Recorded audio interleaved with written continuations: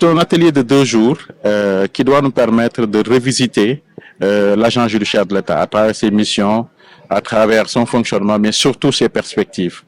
Vous savez, l'agent judiciaire de l'État a été mis en place par un décret de 1970, donc plus d'un demi-siècle déjà, et qu'il fallait à cette étape-là s'arrêter, réfléchir un peu sur ses missions.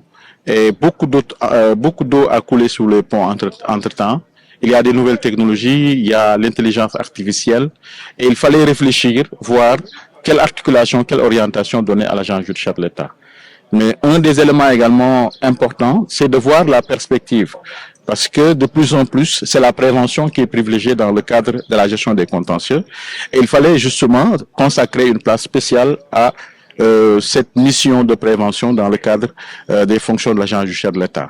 Mais nous nous sommes rendus compte également que la gestion du contentieux de l'État est dispersée, que ça et là, il y a plusieurs administrations, notamment l'administration douanière, l'administration fiscale qui gère les aspects de contentieux.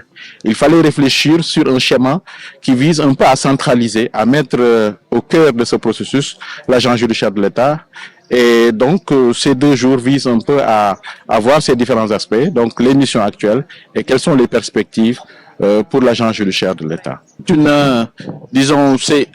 Cet atelier vise la mise en place d'un nouveau plan stratégique. Qui dit nouveau plan stratégique dit d'abord la réforme institutionnelle. Donc, il faut revoir un peu l'organisation. À l'heure actuelle, nous avons simplement le décret de 1970, mais nous n'avons pas des textes d'application. Ça et là, en visitant le corpus juridique sénégalais, on peut retrouver un texte d'application de 2014, qui donne certaines prérogatives, mais il n'y a pas une organisation, il n'y a pas un arrêté qui a été prévu pourtant par le décret et qui réorganise complètement la direction.